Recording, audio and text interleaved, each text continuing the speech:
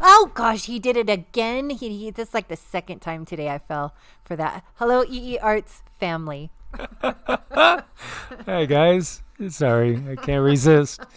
Okay, so this one, this one again is going to be one that's in answer to like a lot of questions out there. I guess there's some family members that are trying to figure out, well, what exactly do you believe? Is going on here. So we're going to be talking about Ascension, the Rapture, Book of Revelations, and exactly what's going on here. What is the bigger picture? Right. And the bigger picture can be complicated. It can be individual. It can be, well, whatever you want it to be. But anyhow, we all have our own bigger picture, sort of. We do.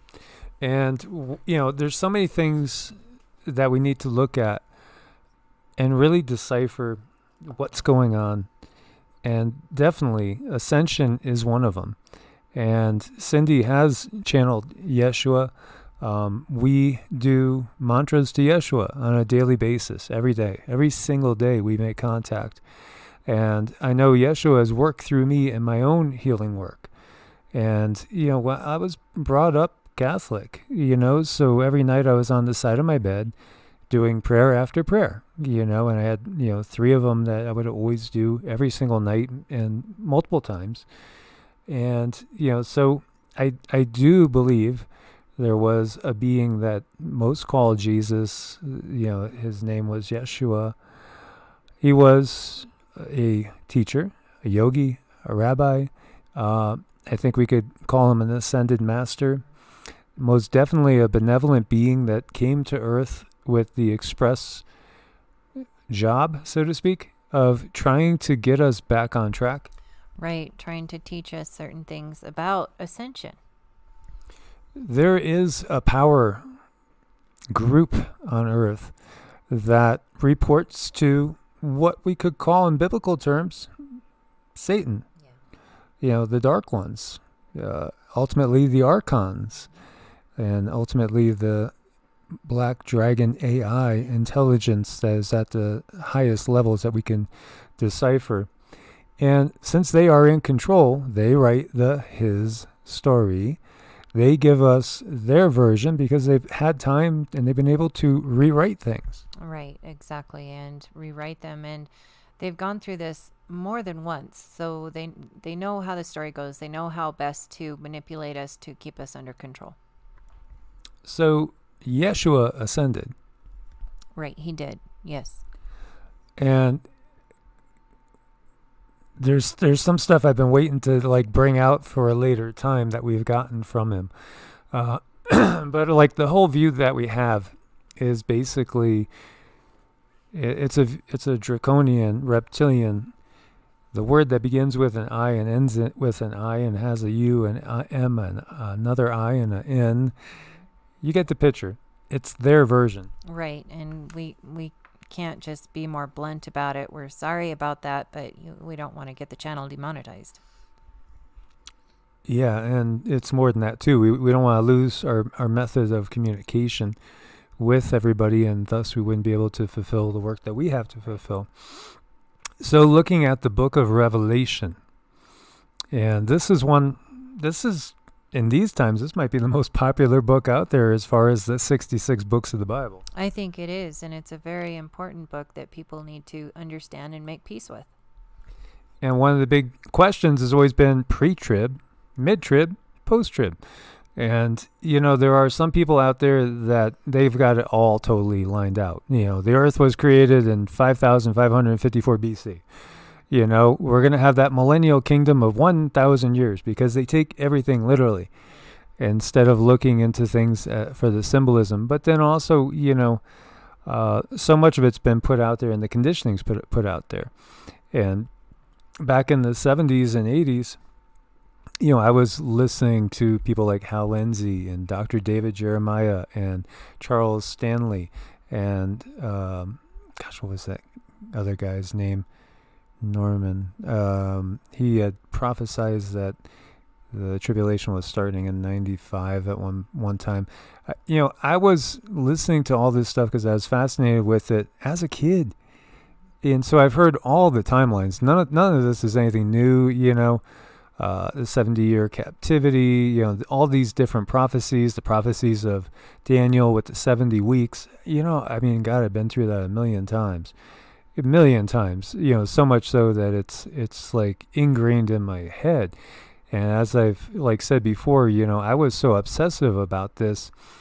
I copied the book of Ezekiel by hand. I copied the book of Daniel by hand so I could memorize them, especially all the old prophets. And in copying all these things by hand, then I started to run into a lot of things that made me think, well, hold on here. Wait a minute. Now, didn't I just read over in Chronicles something that's contradictory to what's over in Kings? And then I would go and cross-reference and be like, yeah, and then find more and more stuff, because I've poured so deep into it. So, do I think there's going to be a 1,000-year millennial reign of Yeshua coming back to physically reign on the planet? No, absolutely not. I mean, that has nothing to do with his message at all. No, it doesn't. His message is of peace. It's of how to live. It's of ascension. And that was just completely hijacked. It really was. And, there is no permanent heaven or hell because, yes, we can go to a lower astral realm if we're in a lower vibrational frequency, and it can seem like hell. But even that's not permanent. And the same thing with a higher astral realm, which many may take to be heaven. We can go and spend time there, and it could be great and fun, but eventually, until we get to a certain point in our growth, like when we have a fully developed Merkaba that we can now go up to 6th and 7th and higher densities, we're kind of stuck in 3 and 4D. And these times now is a great opportunity for us to get up out of that continual loop of 3D, 4D existence. Well, it's a critical time to do it too, because we're coming to the end of a certain time period where we all have the opportunity to rise up and out of the matrix. Exactly. So, when we really start looking at things, because I know I was told to get a particular Bible to bring the Bible studies. There was one that my teacher liked, and so I got his version. We went along together, and it was giving you dates for like the 4 Gospels of 50 AD, somewhere in that range.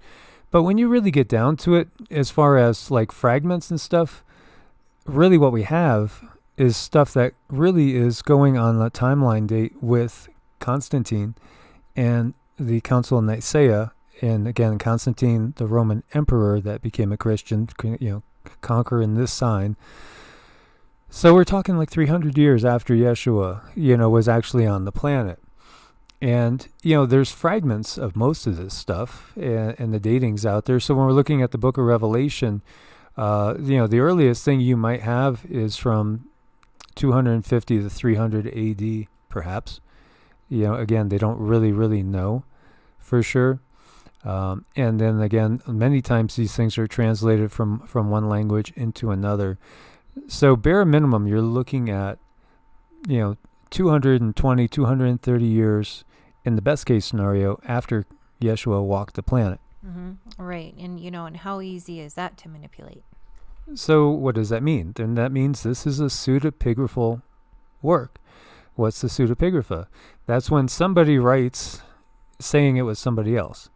So, is it written by John, the beloved? No, it doesn't appear likely that it was written by John at all. They'll tell you it was written on the Isle of Patmos in John's exile.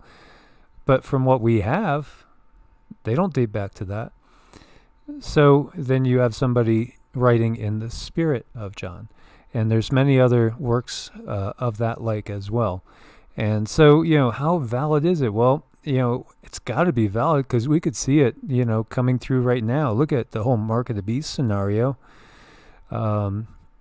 Yeah, well, I mean, we could see our interpretation of what that's going to look like. And a lot of us think that it has something to do with the whole plague upon the land and what's coming after that.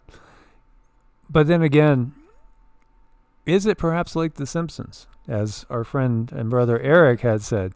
Do you think it's just like The Simpsons, where they are kind of telling you the storyline of what they are planning to do next?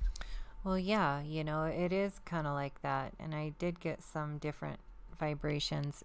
It was a little bit confusing. It was hard to explain. Okay, so I asked her before, and she was talking, channeling the guides, and I don't remember if it was Laurel, the Galactic Federation, but we were asking, what about the Book of Revelation? What's going on there? Is it predictive programming? Is it trying to get us to manifest a timeline and a scenario? Well, yeah, that's what they mostly want. They mostly want it to be easy on them. They want us to just go ahead and jump off a cliff ourselves. That's easy for them. Exactly. So, that's basically what we got. And also that they've done this before. This is the pattern that they use, is they get us to believe a certain story. They get us to, find our particular religion, and then they put these dire prophecies in there so that, knowing that we have co-creative abilities, when we start seeing little things happening, we say, look, it's exactly what's coming from the Book of Revelation.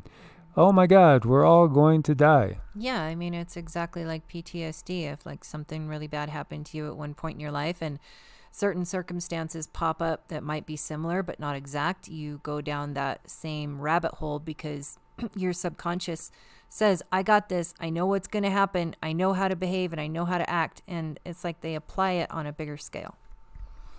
Exactly. And then plus we see this in other cultures too.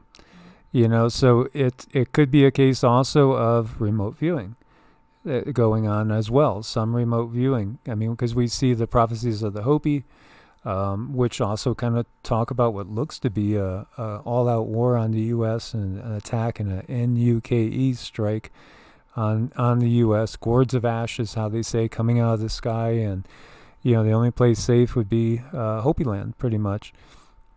But we see this from many others. Many other people have gotten these visions. So are these visions even being placed in our minds? There was a headline on the Drudge Report today that was very, very telling. And while I'm looking that up, would you share with them whatever else you have gotten from the guides about Revelation and the prophecies and all that?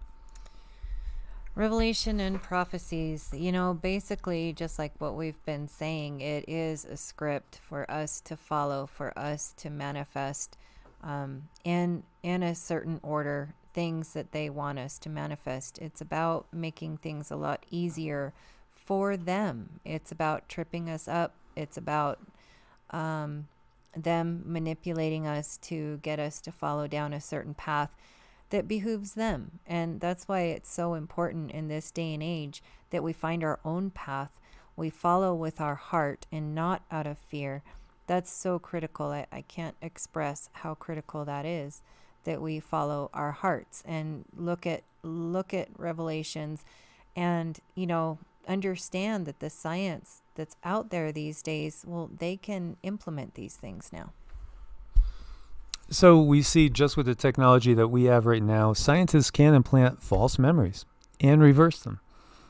Wow. That's a big admission right there. Yeah. So if they could implant false memories and reverse them, what could extraterrestrials with the ability to jump wormholes, to lower or to slow down or increase their vibrational frequency, to manifest themselves in different dimensions, what could they implant into anybody?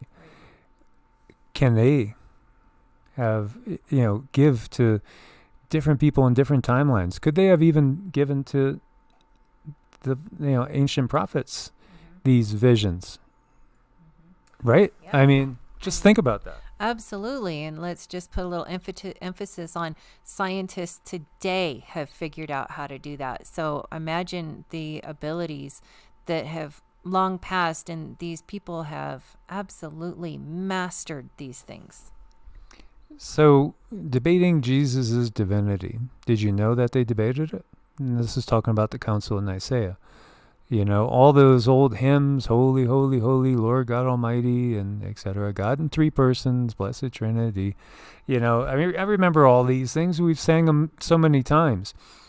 This was all, stuff that was debated and then put down and agreed upon by the Council of Nicaea, which was, again, something that was commissioned by the Holy Roman Emperor and his chosen ones. So they came up with, okay, this is what we're all going to believe. We'll give you guys a little transition period, and then after that, we're going to commence with boiling you alive if you disagree. Right. And that goes in your DNA memory. So automatically, look at this day and age. If that's happened in your ancestral past, and many of us it probably has, you're going to be very, very careful at how you step outside of the box. So, true believers, right? That term, true believers, will be saved. And some, again, believe in a pre-trib, some in a mid, some in a post-trib rapture. Well, what's a true believer? Because, the facts are there's 33,000 roughly denominations. Are they all true believers? Maybe just some of the Orthodox are true believers. There's 781 different denominations there. Well, maybe it's just the Catholics. There's 242 different denominations there. Or which of the independents? There's 22,000 of those there. What exactly makes you a true believer? Ask yourself that. How many people have done that thing where they basically, right there, basically say their thing. I believe Jesus died for my sins. Da da da da. Do that whole thing. I did that so long ago, and then they don't change. They might change for a month, maybe two, but they don't change. They go right back to the same old things, the same old habits. Maybe some of it includes lying, cheating, stealing, things that are really bad. But then there are some that believe, well, even if you do those things, you're forgiven now, right. Because you said some words in a language that Jesus didn't even speak himself, and he wasn't even Jesus, it was Yeshua. So when you really start looking at these things, you got to realize, okay, well, what does even being a Christian mean? Well, somebody that follows his teachings, but what were his true teachings? Because all the Gnostic texts were destroyed. We've gotten some from Nag Hammadi, but we don't even know how many that are still lost forever. So what are the true teachings? In our channeling of him, he was teaching ascension. That's what it was all about. It was trying to teach humanity the ascension process. Well, yeah, that's what the whole plan was about. He did come down, and there are those teachings. They're still around, but they're not made available to us, of course, because they don't want us to know. But, if we do search our souls and we do follow our hearts and we do listen, there are things that we can learn that help us with ascension. Yeah, and so where was he for all those missing years, between like 12 and 30? And we've gotten that he was all over. Oh yeah. He was a world traveler. And it is interesting that Nicholas Roerich found documents talking about him in India, Saint Issa. And it would make perfect sense that he was in India because, again, he was a yogi as well as a rabbi. He was a teacher. Mm-hmm. He was, and he was a beautiful teacher, and that was his passion, and that was his glory. And even still, he's like a teacher of teachers. And we've gotten that he's very sad about the modern form of Christianity because it really is so far away from his original teachings. Oh, it is, and what's happened to the teachings of the divine feminine and how that's been shoved down, and what goes on the planet. Very, very sad about these things, but also if you do call upon him, he will come and he will answer you and he'll be there for you. Yeah, just call on him with an open heart for sure. And Paramahamsa Yogananda did a wonderful book that was talking all about the teachings of the Christ, and it was beautiful because that's what Paramahamsa Yogananda did. He was an amazing yogi who could go into meditation and just contact him like that. And when you have developed that, and it doesn't come overnight, it takes a lot of work. And, with Cindy, she has lifetimes of this work that's going on. But then you can truly have a personal relationship with, Yeshua. And, that really is something to be cultivated, a personal relationship with Yeshua. It doesn't come just by saying some words and then going about doing the same old things. It's a lot of work on the inside. Well, it's a lot of work, and it's about being honest with yourself, not lying to yourself. And, you really, I think about that. You can't just say a few words and be forgiven. How is that working for us as a society? Let me ask that. Exactly. So, just look at what fundamentalist mentality has given us. Where's the changed world? It's not out there. So obviously something is not right on in the teachings, because if we really did have, 1 billion or 2 billion Christians in this world, true Christians, the world wouldn't be this way. So there's obviously something wrong with the teachings. The teachings have been twisted. They've been taken from us. And instead we see, that hand on the right side of the screen, we have their version of the teachings that comes through. And, again, when we get back to what are we talking about, like the rapture and ascension, are they one and the same, or are they two different things? Well, ascension is definitely an ongoing process. It's an ongoing process. And we've also talked about in other videos that there's been tens of thousands of documented cases of Buddhist monks achieving the rainbow body. Some cases, the body might shrink to like a foot long and literally weigh like 5 pounds. In other cases, there's nothing left but maybe hair and fingernails. In other cases, there's nothing left at all. There's just a pile of clothes and they're gone. Yeah, and you know what I thought was really interesting when I was studying that as well is when these beings who've achieved the rainbow body, when it is time for their funeral, that is absolutely top secret, because they actually don't want police to go there, and because they're not going to find a body.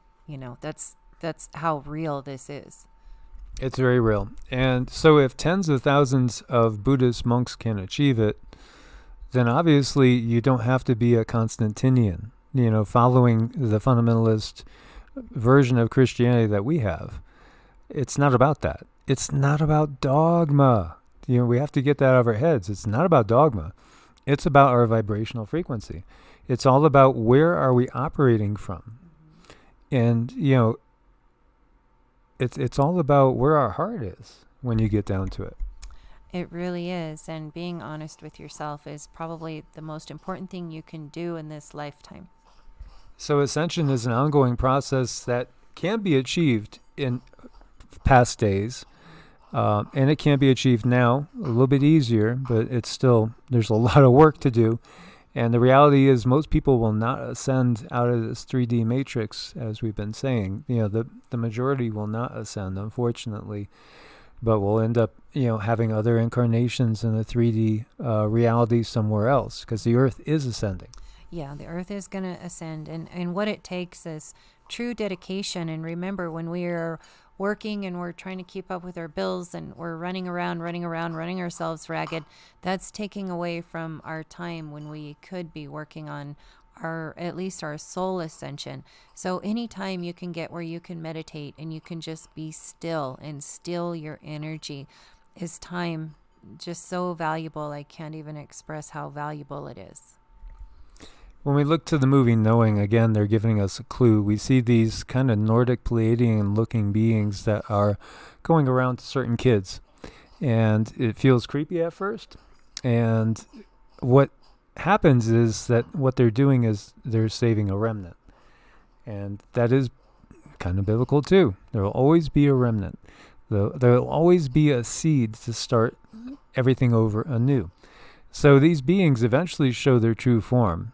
And they're really light beings that are lowering their vibes to look like they have a solid body.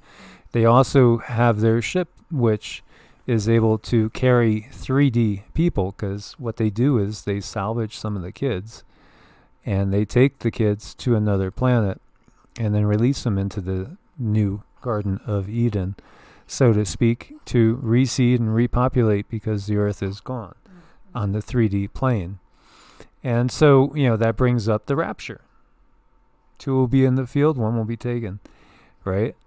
So Eric had a great question and was saying, what type of harvest is this? Because we do know that crocs and alligators do like the taste of anything they could get their teeth on. We have gotten, don't go in the first ships. Most definitely. Don't go on the first ships. There's going to be something that looks like, or what might actually be called an ascension, where people physically get on the ships and go upwards, but don't do that. We've gotten that that's more of a harvest. Yeah, and harvest in the sense of what we have seen, driving through the Carolinas, where they have, the poultry plants and things like that, the pig farms. So the first ones they're going to show may look, they may look very much like this, but these are not going to be people from the Galactic Federation. The first ones they're going to show are going to be the Nords, again, that were working with the Third Reich.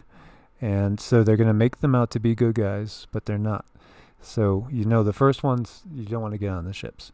And you want to avoid them, because, these are the ones that gave the Third Reich their technology. And these are actually working under the control of the Nibiruans, the reptilians, who are under the Draco, who are under the AI dragon, so to speak.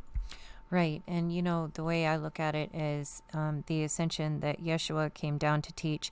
That's something that we get to work towards.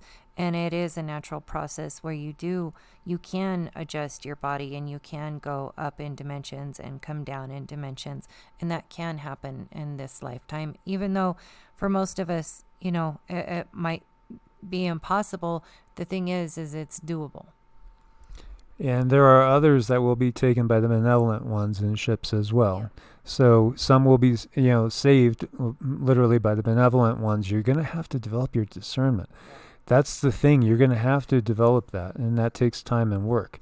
When you can see somebody's aura, and like we were dealing with a realtor, and I was just like glancing at her and just letting my eyes relax, and then I could see her aura was golden. So I know that she was being very honest with me. So it's like, okay, I could trust her.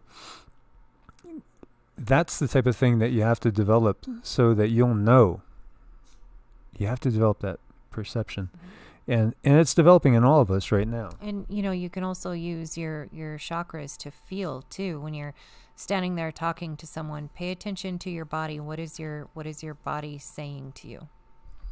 Yep. So neither shall they say, lo here or lo there, for behold, the kingdom of God is within you. Yes. And, that is Yeshua. But others too have been, bringing that. It's all right here. It's just in seed form. We have to manifest it ourselves. So I hope that gives some clarity, maybe brings some more questions to others. Yeah, both is good. Clarity and questions. We take it all. Yes. So thank you guys. Thank you, Eric, for the question too. Any other questions, please bring them forward.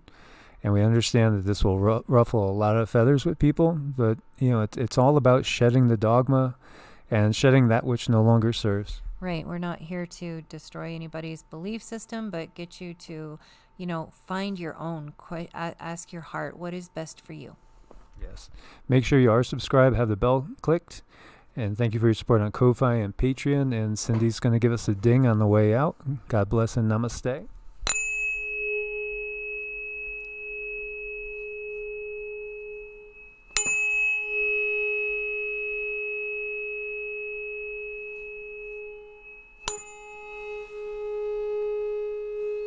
God bless and namaste.